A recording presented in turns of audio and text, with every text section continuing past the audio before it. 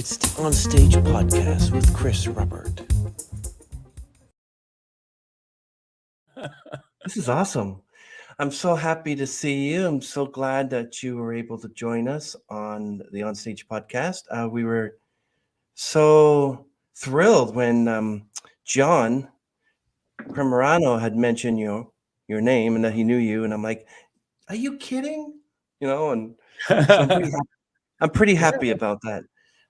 For anyone I who am doesn't very know, thankful for that too. For anyone that doesn't know, this is Richie LaBamba Rosenberg. He's an American trombonist. He's originally from Philadelphia, Pennsylvania, and a former member of the house band on Conan O'Brien's late night shows. And we are so excited to see him today. Um, so, hello, Mr. Hello, LaBamba. hello, everybody. I like your hat and I like your trombone too. Um, Thanks. so, how is the weather in LA right now? Overcast, a little on the colder side. It's been dipping down into the 50s, and it's just that rainy time of year. That's great. You know, Richie LaBamba Rosenberg. He is a trombonist, as mentioned before, and we're so excited to hear from him. So, can you give us a little bit of a backstory, Richie, of who you are, whatever made you want to choose the trombonist, and how you ended up on the Conan O'Brien show, which I believe that's Conan on your right there. yeah, yeah. All right. So, I grew up in Philly, and I went to George Washington High School, and the gentleman you're talking about, John Primerano, he went to George Washington High School, but he graduated about 4 years before I did. And my sister graduated also, I think, with John. And I was in choirs at the school, and there was a choir director that my sister didn't want me to be involved with, looking out for me, looking over me, younger brother. And I'm going to introduce you to the instrumental director at the high school and, see what he has to say. And it was towards the end of the year. So there were a bunch of trombone players who were graduating in that senior class. And he said, boy, I'm going to be missing some trombones next year. How about taking this home over the summer and see how that goes? Come back in the fall, we'll see what you got. And that's how it started. Yeah, and you've been friends with John ever since as well. Yeah. It was nice there was a long span of time there, which but it's nice that we got together again and we're in touch. Absolutely. Yeah, I noticed a lot of people that he's worked with.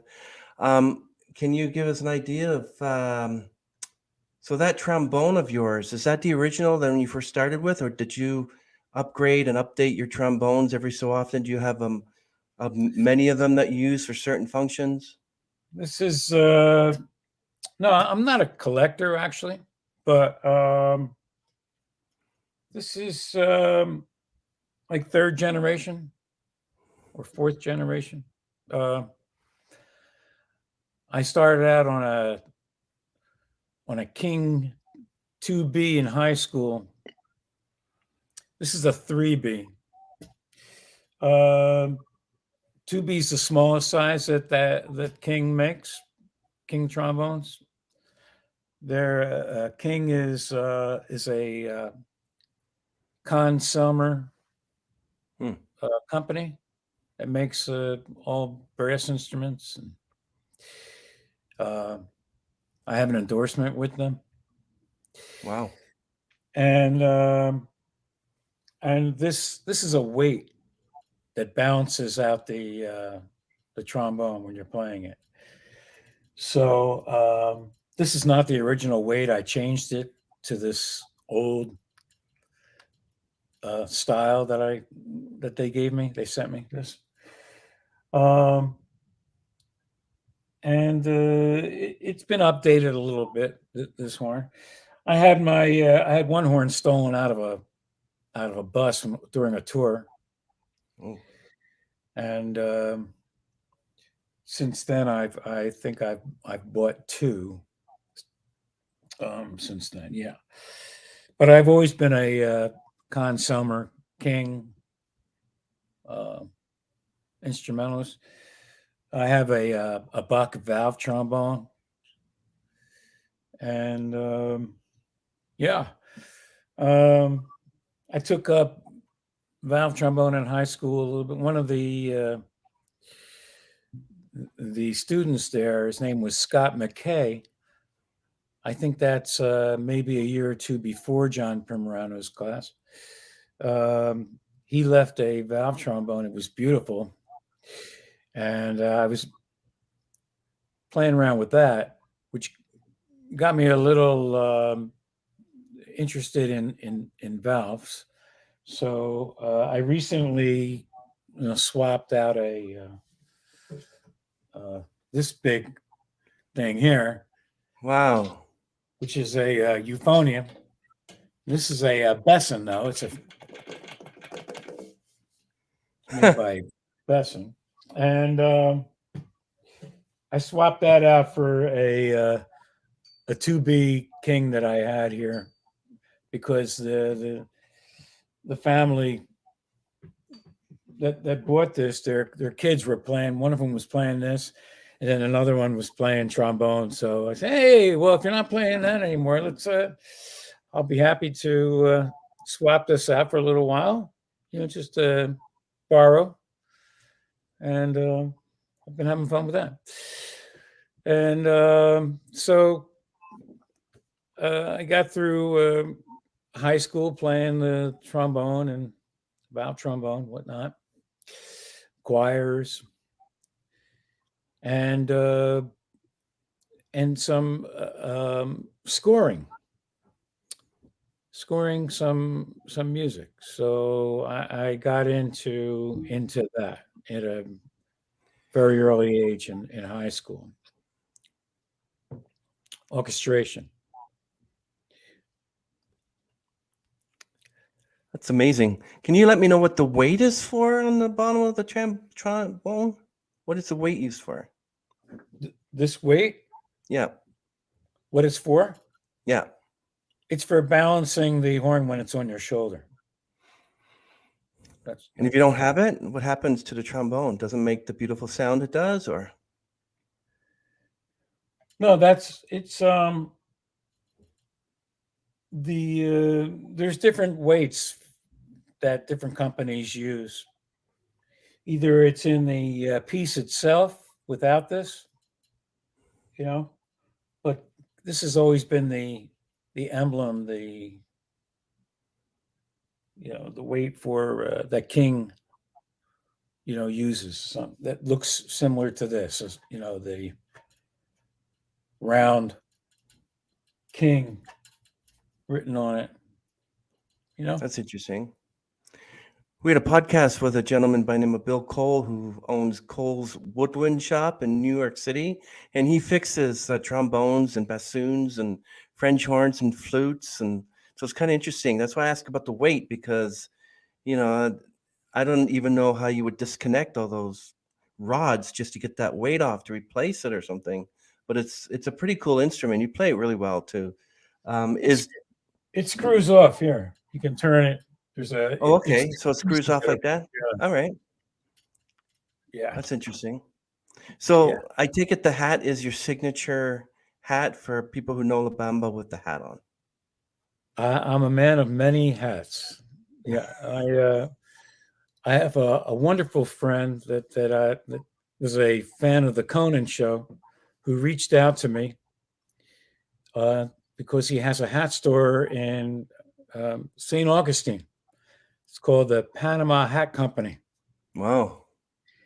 and his name's Tony Lippy, and his family are from Colombia, and they start to make them down there, and then they finish them off and at the store in St. Augustine. They come like they put the straw together and they, basically it's unfinished, around the sides, or whatever, and then they shape them at the store and all different types of straws. Beautiful stuff. Just That's amazing. yeah, it is an amazing store, amazing family. Yeah, they're great. Do you have a hat specifically for a certain situation, like on the Conan show? What hat would you wear? The one you're currently wearing? Yeah, I wore this many times, but they ended up making different colors. So Tony would send me up a whole bunch of different things. Some things that didn't pass on the show. Some colors that, hey, what the hell is that? But it's always been fun, and very grateful to Tony and his family for supporting the look. Yeah, that's awesome, my friend. Can you tell me the idea of the price range between the one there on your right, the larger one you showed, and your regular trombone? What's the price range between the two of them? You mean the size of it? Yeah. What's the Well, price range? Would there be? I guess that one the would. price range? The price range, yep. Oh, as far as what the cost is, well, there's many different. I mean, this is a used instrument from the '60s. It was. I couldn't tell you what it was originally sold for, but the family found it online and bought it for $2,000. I have no idea how much that would be new, and these kings are also have they're a wide price range difference between all the models that you get. The upgrades. This one is silver. I like a silver horn. It's got a lot of punch to it, a lot of brightness. So that's what I've been using ever since high school. Silver. Do you have them with your signature on it? Do you usually have it engraved?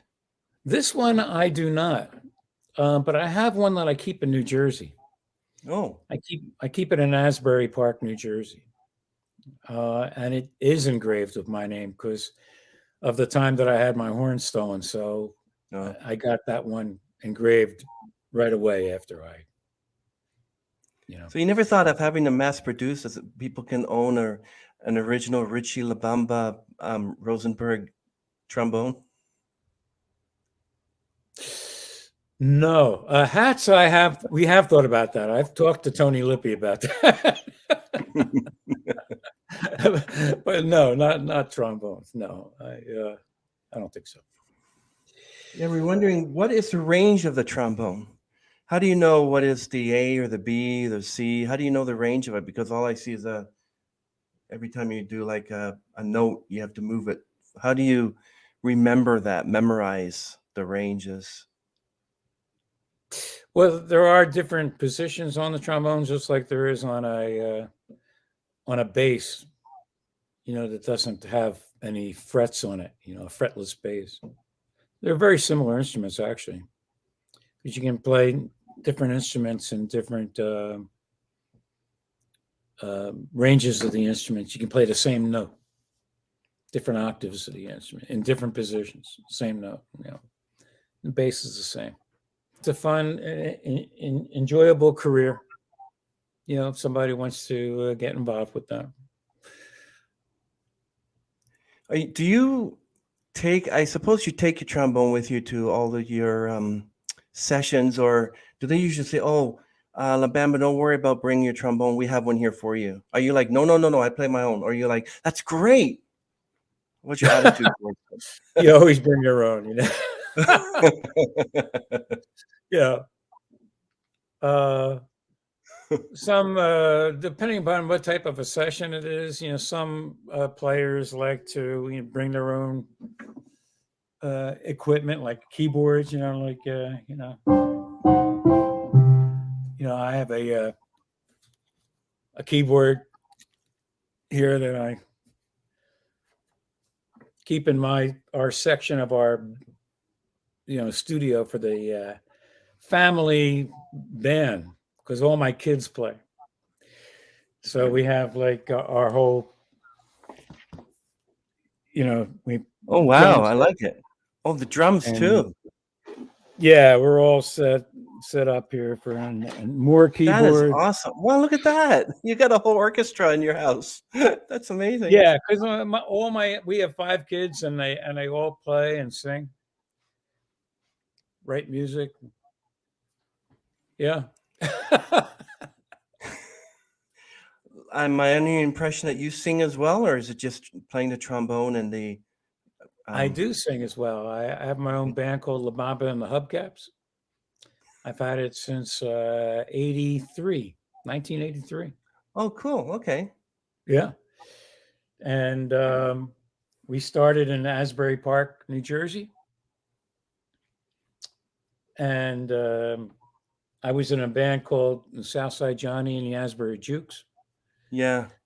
Which is, I started in that band in 1976 and played steadily as a regular member of the band until 81. And then we, the whole horn section from that band was asked to tour with Diana Ross, which we did for about 2 years. Mm-hmm. And then we went with Little Steven and the Disciples of Soul, which Little Steven is Bruce Springsteen's guitarist. That's amazing. Band. He started his own band called the Disciples of Soul.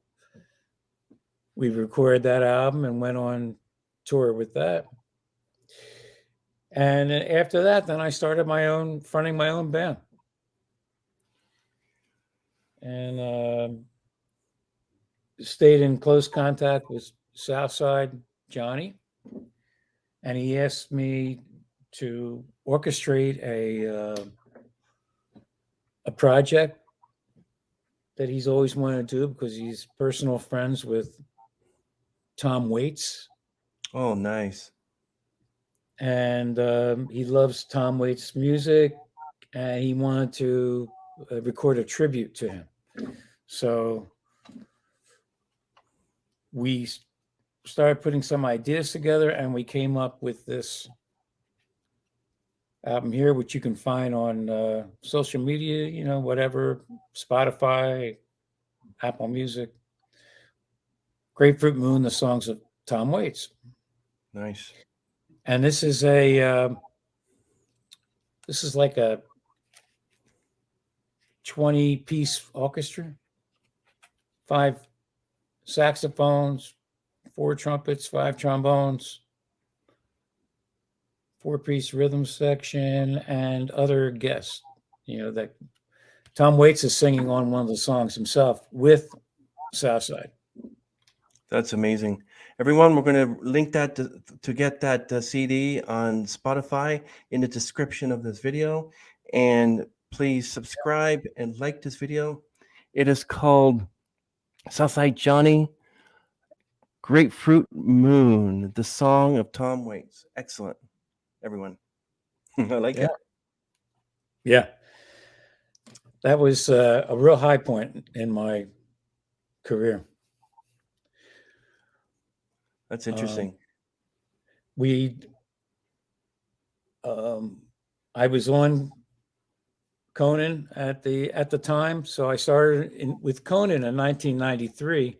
I left Johnny in the mid 90s, in the late 90s, actually, and recorded this in 2006, and it was recorded in parts. So they were all different sessions, a lot of different sessions. We started out the first session at John Bon Jovi's garage, because John has a studio on his property, in his garage. He has this humongous studio, and that's where we recorded the first 4 songs. That's pretty cool. Can you tell me Yeah. more about how you met Bruce Springsteen? Yeah. So I joined the Jukes in 1976. They didn't have a trombone player in the band yet, and I was on the road with like a Holiday Inn type of act. They would go down different hotels and whatnot and play in the lounges. So the trumpet player, Rick Gazda, who was a friend of mine in Philadelphia, he had been playing with Southside and asked me to come down to Asbury Park and try it out and see, how the trombone would work in the section and all. And they really liked it, so I stayed on. And from that very first day, that audition was actually at the legendary Stone Pony in Asbury Park. And Southside, Little Steven, who was then Miami Steve, and Bruce were all at that first rehearsal that I went to, that audition. Because Bruce was writing songs for the band. On the first 3 albums, especially, you'll see songs that are written by Bruce. It was at a time when he was in a lawsuit with a manager, and he couldn't perform himself for a period of time, so he wrote music and helped other bands and other artists, with some material. And going to school with Southside, he was they were friends, and in bands together. They the school of hard knocks. Yeah, we loved Bruce Springsteen when he first came out. What does he like to work with? Is he like he is on stage, or does he have a certain, like, you got to do this? Does he have like a diva type attitude, or is he pretty good? Like, say, hey, would you like a cup of coffee, LaBamba? Here. He's very real. He's very. He's a great guy. Great guy to work with. I've recently worked with him. In fact, about a month ago. He put out a new project that has like stacks and our rhythm and blues type music, like Turn Back the Hands of Time is on it, and Night Shift. So he released that about a month and a half ago, and then went on the Jimmy Fallon Tonight Show and put together a band that is not the E Street Band. It was a different band. And the band was 21 pieces. And he called me to do that with him. And it was cobbled together. So they use the term cobbling in TV when they put a show together that they want to when you want to film a few different days, but you want to you don't want to interview the same, so like he interviewed the first day, and then we played two songs. One that is for the audience of the night that it's going to be shown, and then just a performance of a song you don't get to hear that night, and they show it the second night of the week, right? Or whenever they want to show it. So we did 4 songs total, 2 in each night, and so it was Monday, Tuesday, and Wednesday, a song on each night, and then they waited till Thanksgiving to play the 4th song. So that's when we did that. Yeah, that was fun. It was a good time. I bet it was. I'm a little hard to be because I'm standing behind a. There's 5 horns, and I'm standing behind a percussionist who would have been a great basketball player.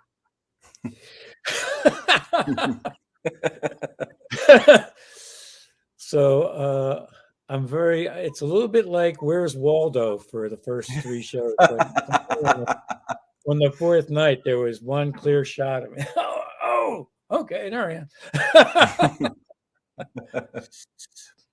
But that was a lot of fun, and it was great being back in NBC, seeing some people who still work there from the original Conan show,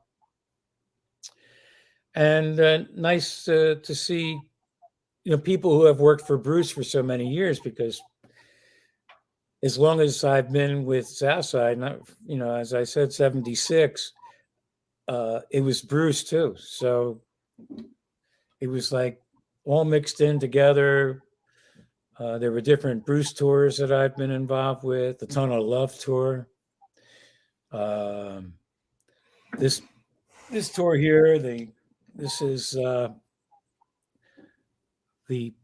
Pete Seeger Sessions Band. Huh. Seeger Sessions, because of Pete Seeger, and that was an incredible project. That also didn't have any E Street Band members in it, but we were all very proud of recording that, and he loved that project. Was a little light in attendance in the beginning, but then especially in Europe, it really took off. I didn't do the European end of it. I wanted to stay with Conan, and that's what I did.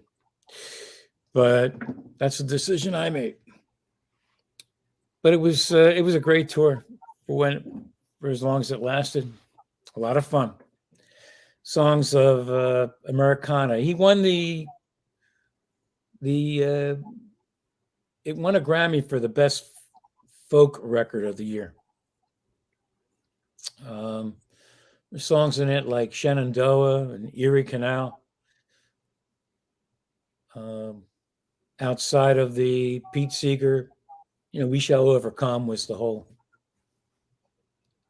idea, the beginning of the idea to put this together. And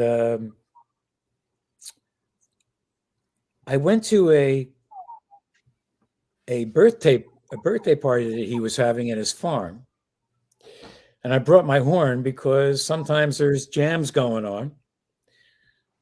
And the saxophonist also brought his horn, and he had a band playing in the barn that was like a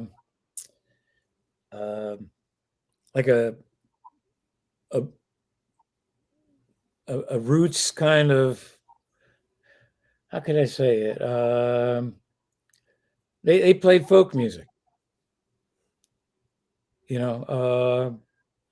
and some rockabilly stuff, So we got up to jam with them, and Bruce got the idea. Oh, wow, this kind of music, horns fit with this kind of stuff. Maybe we should get involved with doing something like this. And then the opportunity to record We Shall Overcome for a Pete Seeger tribute album, which a lot of different artists were recording songs for. He added that to that project, and then took it the next step further and recorded a whole bunch of stuff in his house, in his farmhouse. That's cool. Yeah, it was great. What about Conan O'Brien? What's he like off stage? What I say, like, what's he like in real life? Always joking. Yeah, He's always funny. Always, he's on it. Like, thoughts are going through his head, and he's amazing. He is. Yeah, he is. He's really a great guy. I hear he's pretty tall, like 6'3" or 4", I think. Because I'm 6'1", so he probably towers over me. Yeah. I used to do a sketch called In the Year 2000 on that show. And it started happening from the very beginning of the show, in 1993. It was a sketch that was written, and they needed this song to be the idea of the song to be repeated through the joke. And it was called In the Year 2000. It goes, in the year 2000. Yeah. I remember.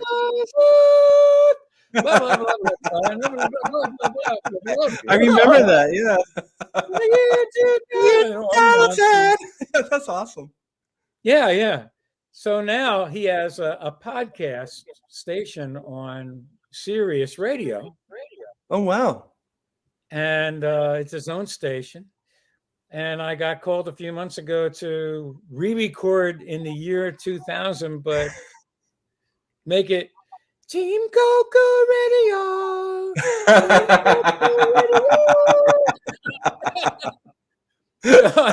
I'm in my car listening. I'm in my car and I'm listening to, and it's repeated over and over again all the time throughout his podcast. And then yesterday I was listening to CNN radio, Sirius Radio, in the car, and I hear that come on. Team Coco Radio. Hello, this is Conan. And listen up to our station here on Sirius Radio. It's hilarious. I would imagine that they're playing that on a whole lot of different Sirius radio stations to promote the show. So it's like, wow, that's great. That is crazy. Yeah. I've always wanted to meet the guy, and then, hey, I hear you're tall. I guess they're right. In the year 2000. Yeah, I can imagine. See, I do. I was always putting these crazy sketches, yeah, like the Fall Guy, I don't know. Have you ever had him over for supper? Huh? Have you ever had Conan over for supper? Oh, no. Oh, I'd be interested in knowing what he likes to eat. Like, he doesn't share what his food is. Is he a vegan or a meat eater or? Oh, he's a meat eater. He loves pork. Okay. Oh my! His blood pressure must be way high. Well, I eat pork, but my blood pressure is way down. That's amazing. So, have you practiced in your place with any of the heavy hitters like John Bon Jovi or Southside Johnny, or just all these instruments? It's only just for your family to play in my on? house? Yeah. Oh, no. Oh, really? No, there's no need for that. This isn't a recording studio, or this is no. But you gonna knock on the door and say hi. Say, Bruce, what brings you here? Oh, I thought I'd just come to visit. No, none of that going on. We get invited to some fun things, gatherings, but no. No, Yeah, I we have a don't open the coworker. house for such things. I have a coworker who's such a fan of Bruce Springsteen, and he's going to die when I tell him that I had you on my podcast. He's going to go, "What, Richie LaBamba? No." Yeah. Yeah, and also John Bon Jovi, I've been following his work for a while, and this guy does a lot for charity, and he's very easy to talk to and everything. Who do you prefer to play with? You prefer to play with I've John done Bon some Jovi, work with Bruce John. Springsteen? If you see up there, Okay, so you liked working with all of them. There's not one that you particularly like to work with all the time, or is it just basically the same? Oh yeah, look at that. these days was the recording that we did with John is fantastic. He's a fantastic guy, always been gracious, just like I knew him from the very beginnings of his career. I was introduced to him through some friends when he had a band called Atlantic City Expressway. And they were basically like an Asbury Juke cover band. And I took some horn charts over to his home in Sayreville. He was having a rehearsal for his band in his basement, in his parents' house in Sayreville. That's neat. Yeah, and two of the horn players that were in that band ended up being on the Letterman show for many years. When the Tonight Show moved,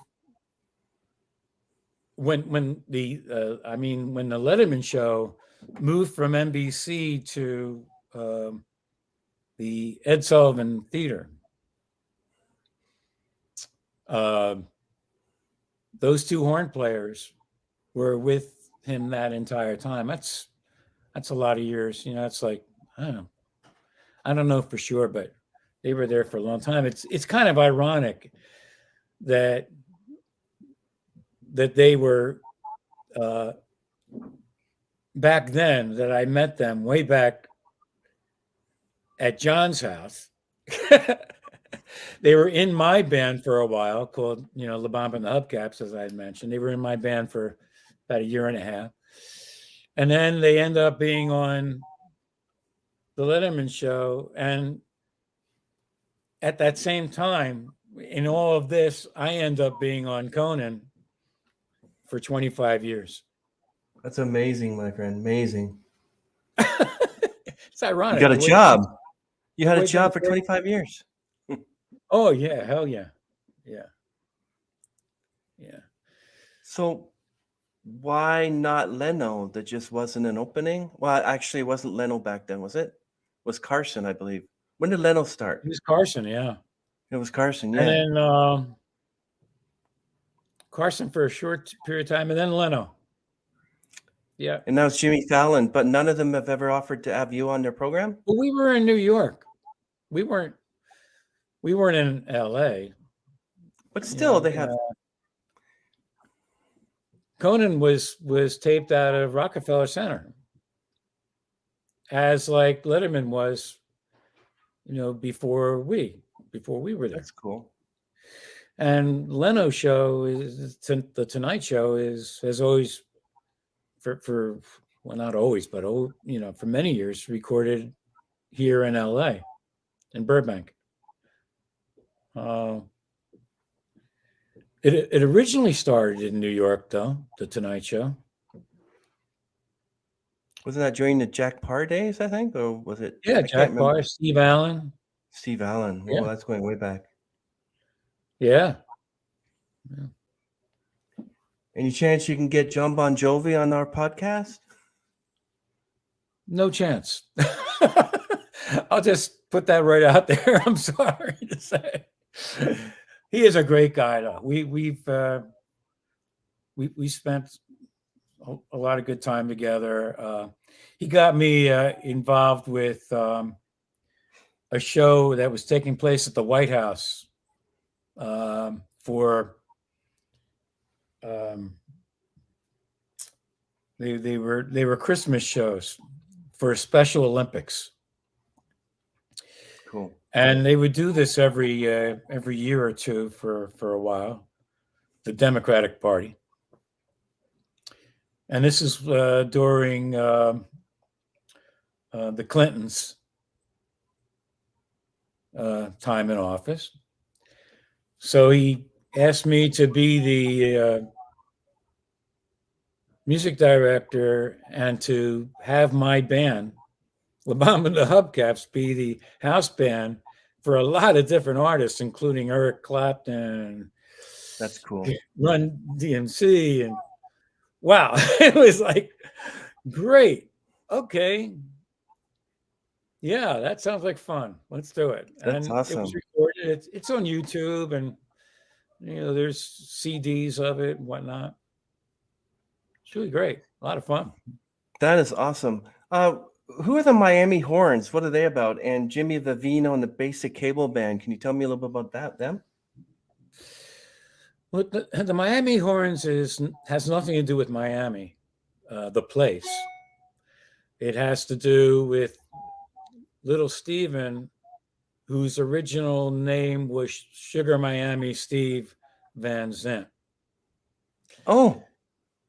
And that's why the horn section is named after him, the Miami Horns. That's cool.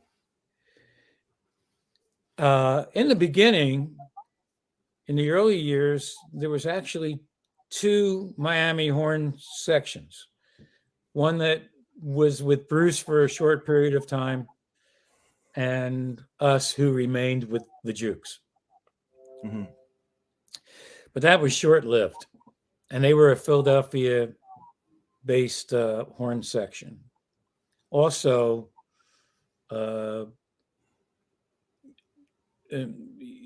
put together by Rick Gazda out of Philadelphia. The Jimmy Vivino Basic Cable Band was originally the Max Weinberg 7 when it was at the Late Night with Conan, starting in 93. And I was with Southside in Europe touring when I got the call that this was going to happen very soon, that they would be putting together a band that would be Max Weinberg, who plays drums with the E Street Band. And Jimmy Vivino was going to be his partner in somewhat. So Jimmy and Max put together that band. Max reached out to me because I have the history of playing with him and Bruce. So that's why he reached out to me. And Jimmy was from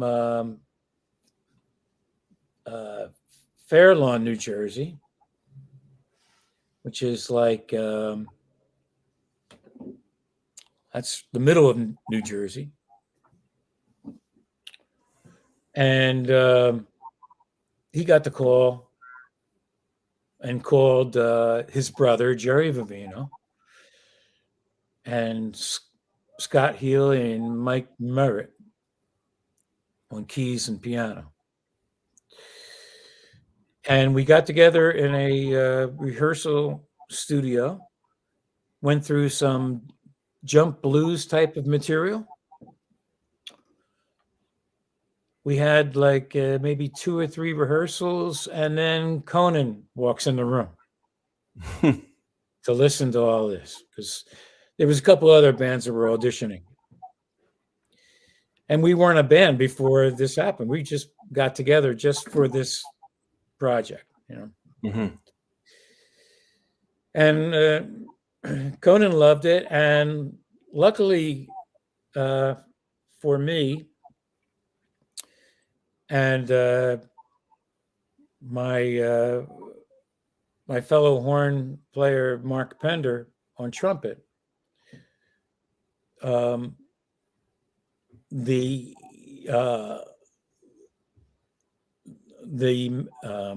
producer of Conan also accompanied Conan into the rehearsal room. So that person was named Jeff Ross, and he was the road manager for Diana Ross. Nice. You know, so that was really ironic that that he walked in there with Conan and said, "Oh my God, what what are you doing? What are you doing?" It was like a big surprise. Wow, this is like icing on the cake, and it was. Yeah. You know, so that's how that all started. And then when we moved out here to do the Tonight Show, it only lasted for 7 months, and Max was a part of that. So we were calling it Max Weinberg and the Tonight Show Band or the Tonight Show Orchestra. And that show stopped. You can read all about that in the late night wars, whatnot. You know, I'm not going to get involved with that. But Max didn't come back to the show. He stayed with Bruce, and Jimmy Vivino took over as the leader of the band. So that happened in 2009, and then 2009, 2010. In the year 2009. No, it actually ended up, when we got to the Tonight Show, it ended up being in the year 3000. They changed it from 2000 to 3000. Huh? What? We haven't even gotten there yet. And we hilarious. did this really great tour that was called the Conan not funny something tour. We toured for about 3 months after the end of the Tonight Show, and we played all over the states with Conan and the show, and it was a really fun, great tour. We did 2 nights at Radio City, and part of the pre-show that we would do before Conan comes out and sings this Elvis song would be involving me singing this Curtis Mayfield song called Move On Up. Oh. And I'm singing Move On Up.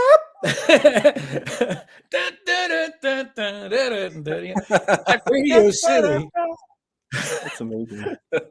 Amongst all these other like stadiums and theaters that we were playing, we did it at Radio City 2 nights, and I'm walking up and down the aisles of Radio City singing that song. It was crazy. It was a really crazy experience. So yeah, you can have your own comedy show, but just introduce you as "Here's LaBamba." And then you just say something funny. Music I think I have to buy it off of Conan first before I. That is so funny. Wanted to ask about if I wanted to become a trombone player, what is the first thing I need to do? Is there like that I have to fix the embouchure? Don't buy one. Don't buy one? No, rent one first. Okay. Don't waste your money. So I guess once you do learn to play it, you just buy one. Or rent one and buy it. Yeah, rent to own.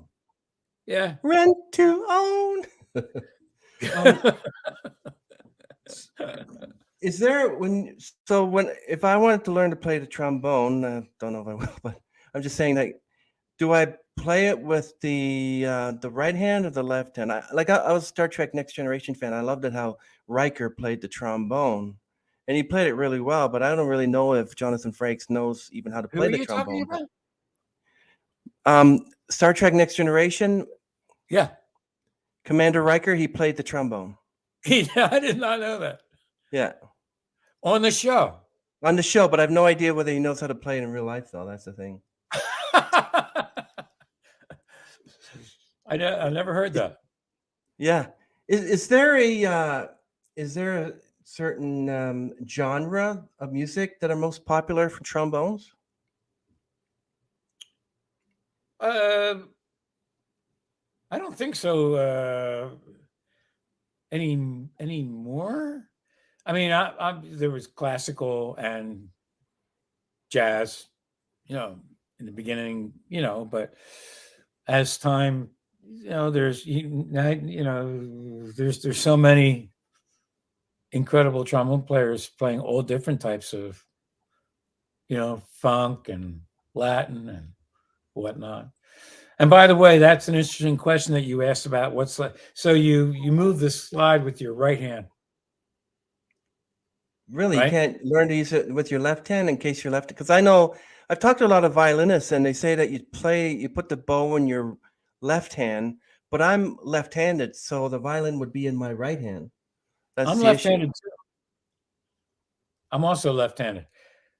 But when you start learning how to play, you're taught that.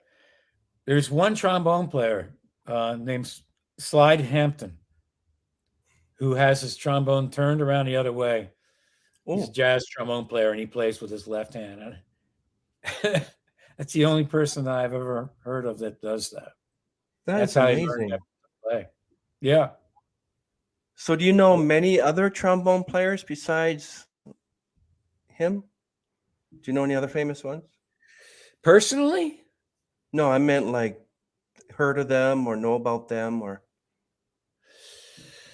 Well, after from high school, my stepfather was he loved jazz.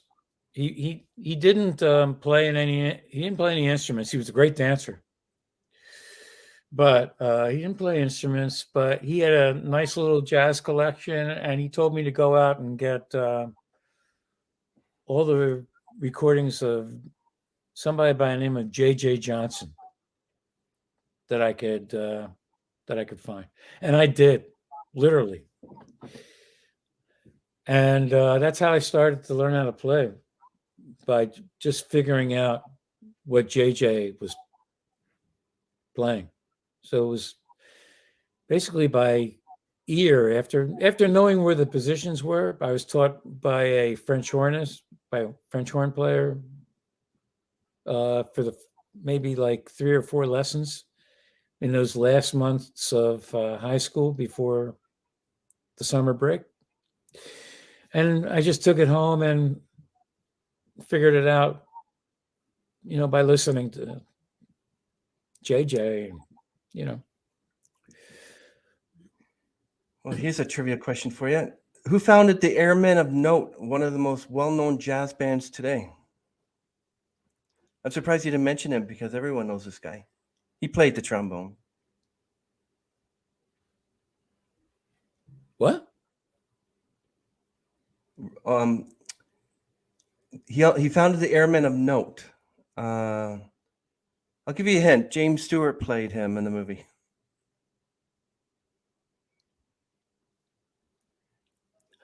You're talking about Glenn Miller? Yes. Yeah. Good. He was a good one. I remember watching him play little black and white videos of him playing the trombone, and he was really good. And another one mentioned too, Arthur Pryor. He was a virtuoso trombonist, band leader, and composer, and he revolutionized trombone playing, most for his technically difficult trombone solos. How about jealousy Arthur there? Pryor, I think, was from. I think he was Philadelphia born. Yeah, he's gone now, like 60, 70 years. But yeah, he was. He was a great vocalist. Also, he made a lot of records Yeah, as a vocalist. It's the same with you, my friend. When you say that you're also a singer, you would play and then you would, you would be like, you go, Oh, I but stick the bell of the horn down. Yeah, the microphone. I stick the microphone down the bell of the horn, and I scat. You know. I take it the trombone doesn't need a muffler much as What? yeah. That's Like yeah, blowing. actually Joseph Alessi as well. Who's He that? was a principal trombonist of the New York Philharmonic, soloist and teacher as well. So he was pretty good. What was his name? Joseph Alessi. Huh? He's still alive. He was born in 1959, so he's about almost like 70. Oh, He was a teacher at the prestigious Juilliard School since 1986. So wow. I suppose he's still there. Maybe not. Wow. Yeah. So You listen to any Tommy Dorsey at all? They actually have plenty of them, but there's plenty of trombonists, and mixed in with all the trumpet players and all the guitar players and all the bass guitar players. So what about, I want to talk about facial muscle control, hand slide technique, intuitive chromatics. What do you know about those? Well, the technique of playing, right? You ever heard of You intuitive need chromatics? all those things to produce sound. So what have you ever thought of the time when it's virtually impossible for you to actually play anymore? Do you have like a backup? Like I remember asking John what would happen if he couldn't use his fingers anymore to play the piano. Some of the things and I mentioned to him about a few guys that play virtuoso and sonatas with their knuckles. Well, yeah, I could.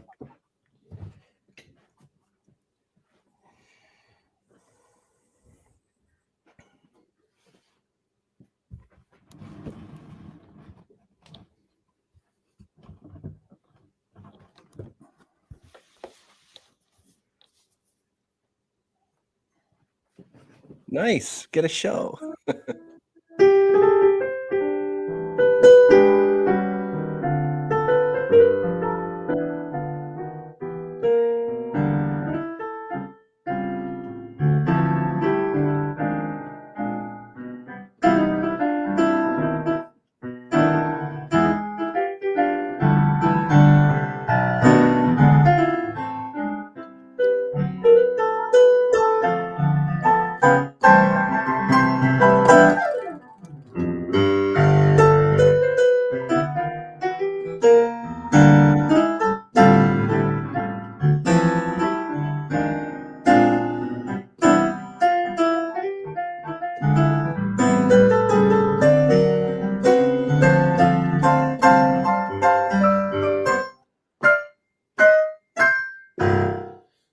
And that was Richie LaBamba on the piano.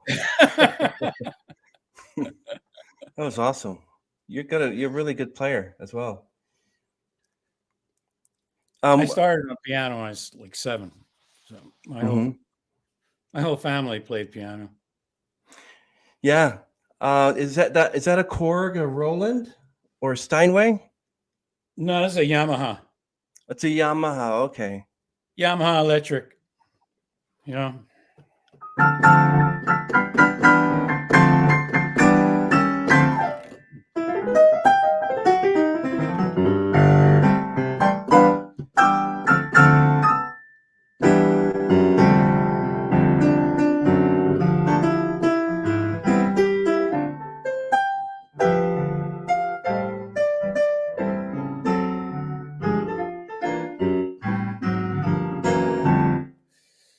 Yeah, I can think of you playing, and then Roddy introducing. Glenn Miller, by the way.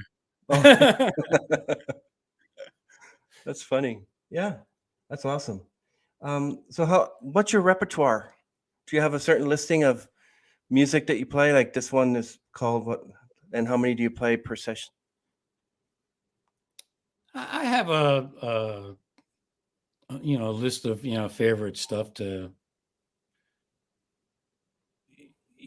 for each instrument. But I was lucky enough with my family upbringing to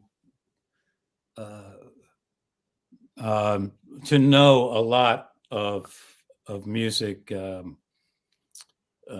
lot of Broadway stuff, the American Songbook, as it's called. You know what that is? Basically, the Cole Porters, the George Gershwins, the Hoagie Carmichaels. And I sing, and that's helped me also. I don't. I'm terrible at memorizing words, so I always have to have lyrics with me. But yeah, I have a list of stuff that. Yeah, I can imagine you and John playing dueling pianos. Be kind of interesting to watch. I don't think John knows that I play piano.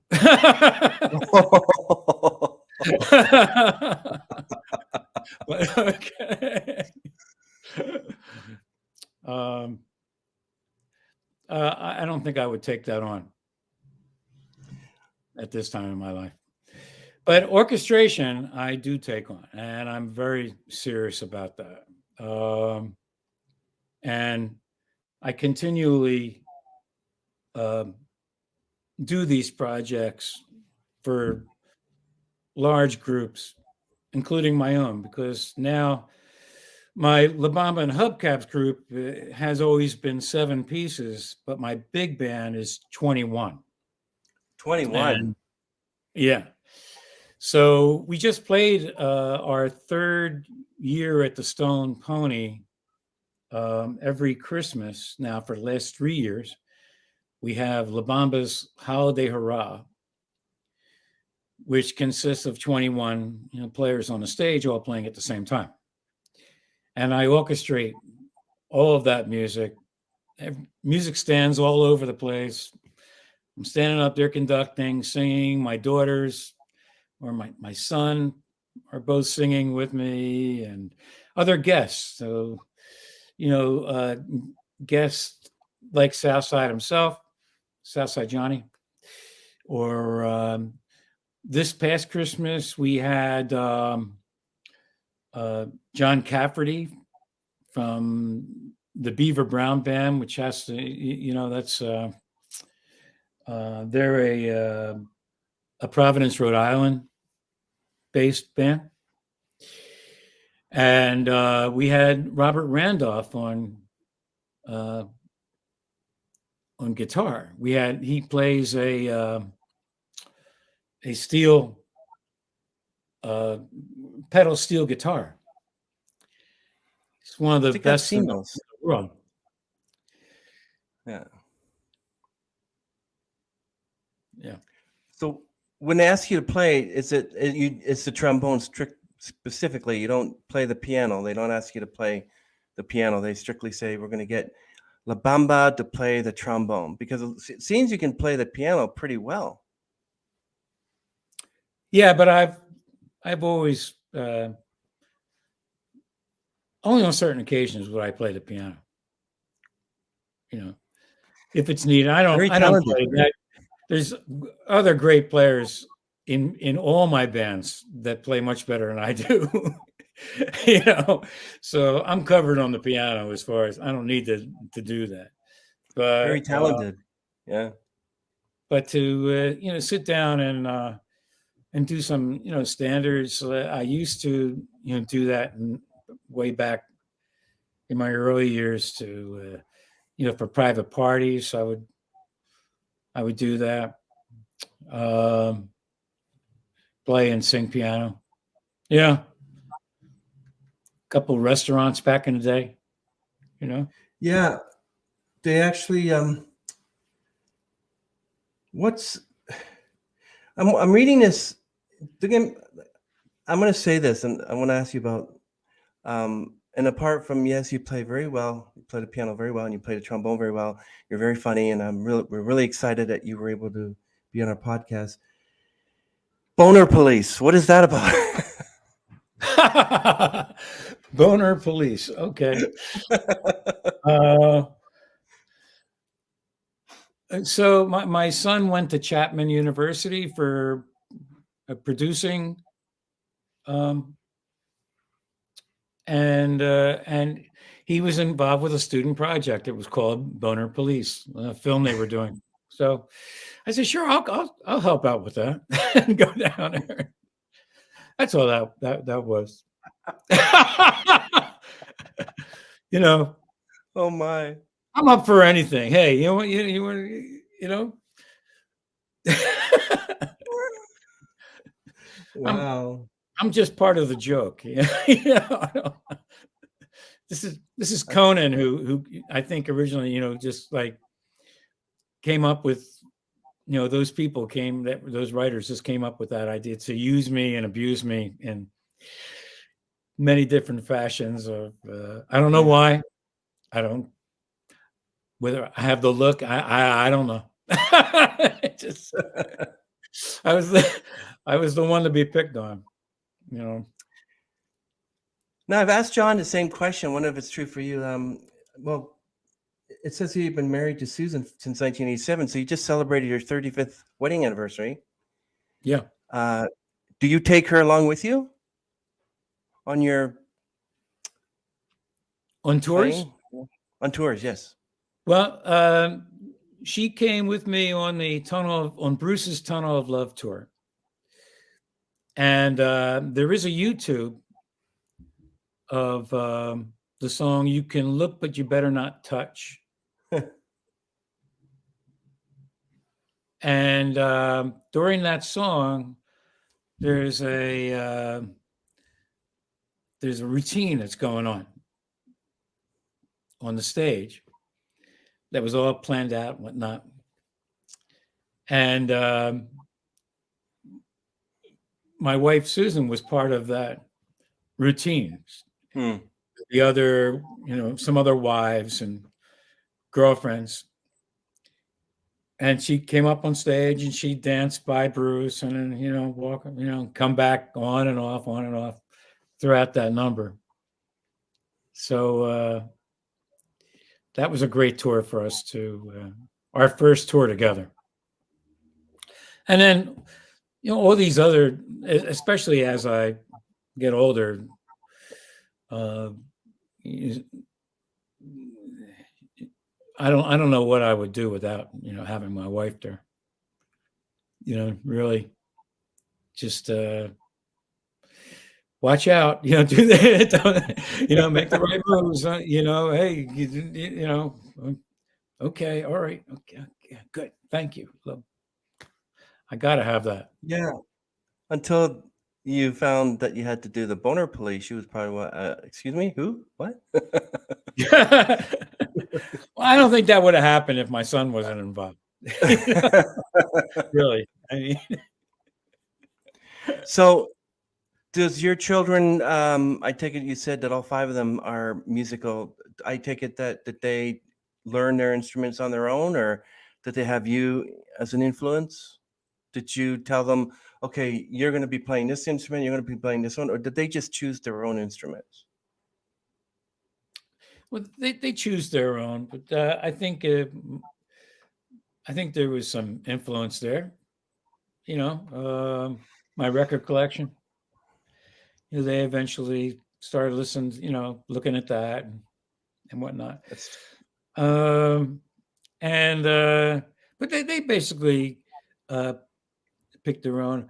I did have something to add as far as learning how to play drums. Okay. Because I don't know how to play drums at all. Nothing. Can't. Nada. And I think that's really important in musical growth.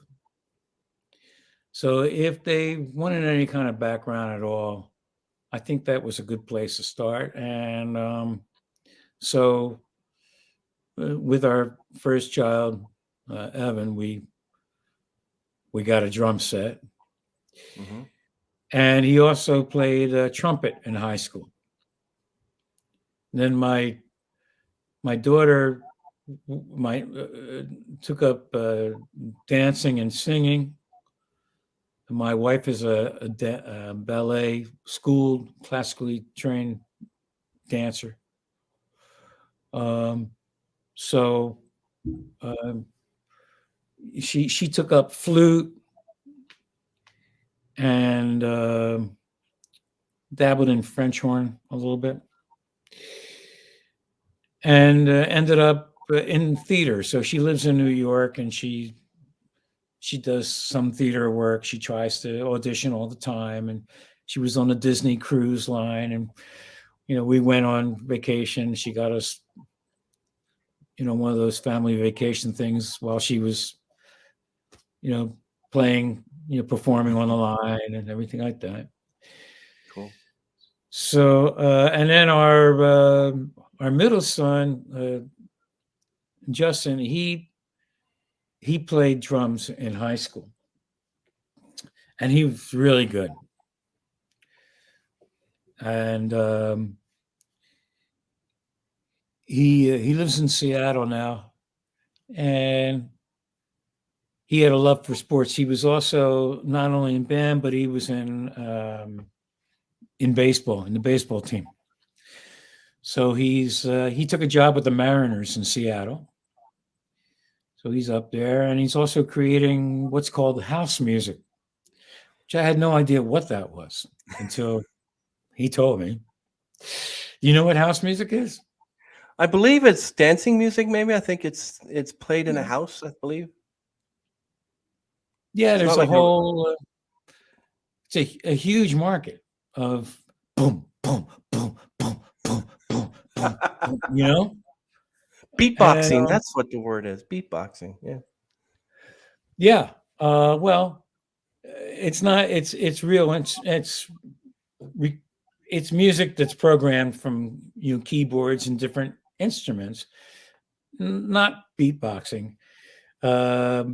Both my other sons are incredible beatboxers, and we had, in fact, we had a show in our backyard called Sunsets with LaBamba. That's on. There's a Facebook page called Sunsets with LaBamba.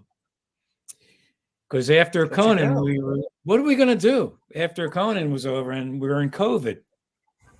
You know what? Wow, we can't do anything. So let's put together a production here at the house. And we just used our backyard, which opens up to like a canyon out there. Nice. And we recorded like 35 or so shows that my son produced. My daughter was on the iPhone camera, and I was being interviewed by my oldest son, the producer.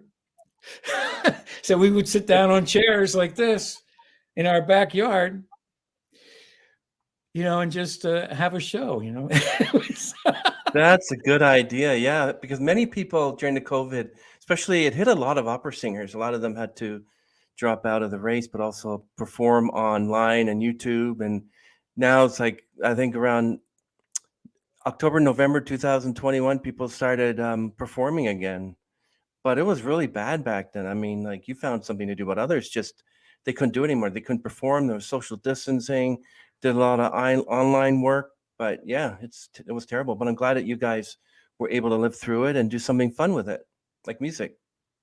What Yeah, was it it was a called again? perfect opportunity to do something like that.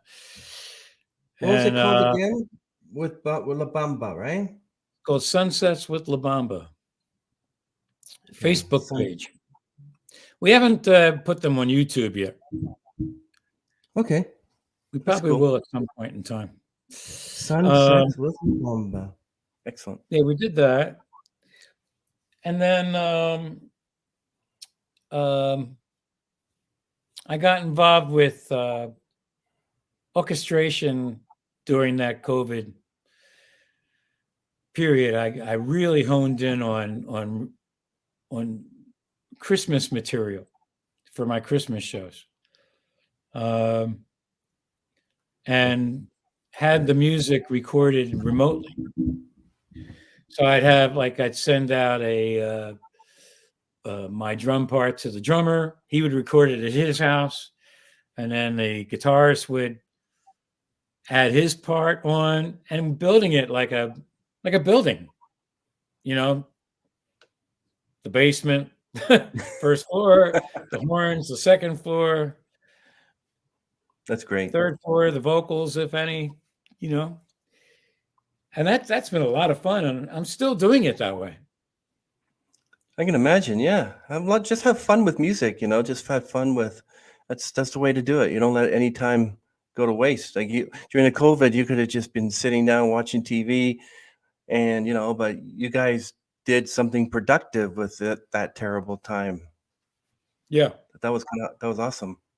Yeah, but we really appreciate you being on our podcast today. Thank you for just so generous time, and we thank you for being on. I couldn't resist.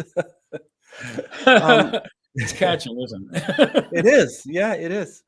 Well, I feel really honored that John was able to, mention me to you. And I'm sorry that I guess yesterday was one of those days, and, I wish that you and your family would have such a amazing week, an amazing year. And I really appreciate this. I really do. Thanks a lot.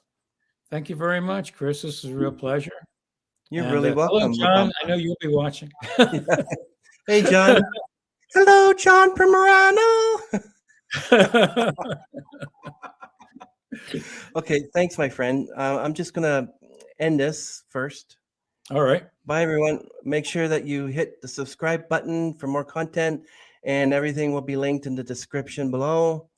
And thank you, Richie LaBamba Rosenberg.